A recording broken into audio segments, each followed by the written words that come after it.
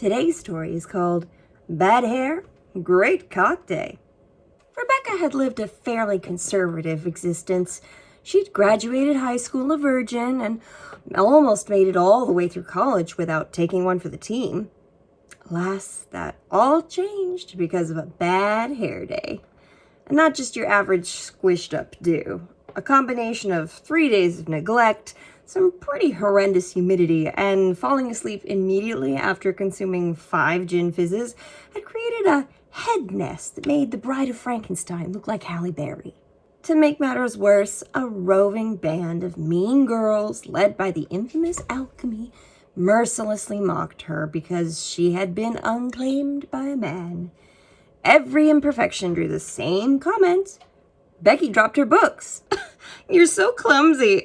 No wonder you're still a virgin. Or, ew, you've got a zit. No wonder you're still a virgin. Your lipstick is smeared. No wonder you're still a virgin. There was no way Rebecca was going to hear, it looks like someone shit on your head. No wonder you're still a virgin. It was either cut class and wash it or shave it off. And she hadn't even done that to her num-num yet. Since her vagina wasn't entertaining visitors, she just didn't feel the need. So, to make a long story short, it was 10:30 in the morning when young Miss Filthy Locks scooted out of her dorm room and hightailed it in the direction of the showers while wearing her roommate's wool cap with mouse ears. Yes, she felt that was less embarrassing than her actual hair. Becky quickly entered the shower area and whipped open the first curtain she came to. To her utter amazement and horror, Adam Creel was standing behind it with his boner in his hand. And what a boner. She only got a brief look at his sausage before Adam grabbed a towel and dashed away, but that thing had to be 10 inches long and had a head on it that most porn stars would kill for.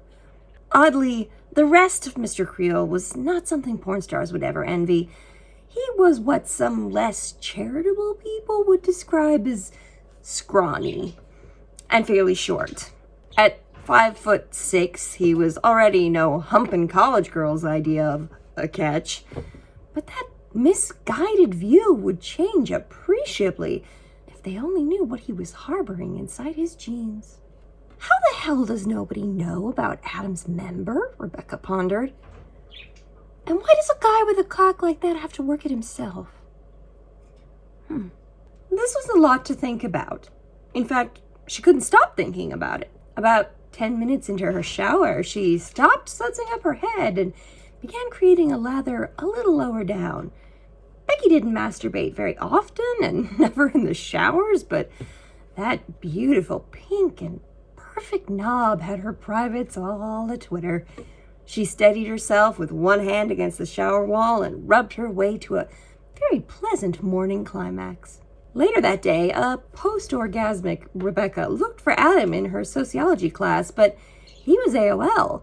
He might not have been there in body, but the picture of that delicious dewanger of his had never left her mind. A plan needed to be hatched.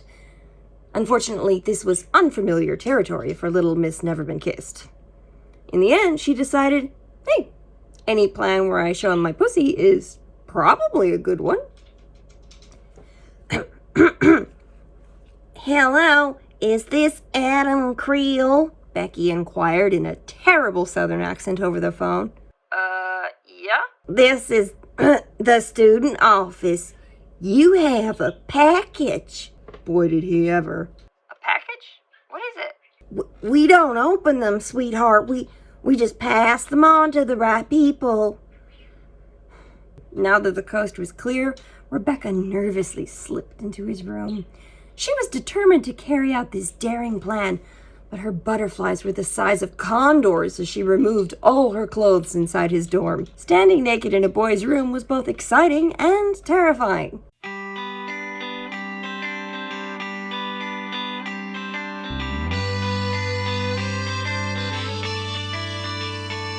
Well, I know it's summer love.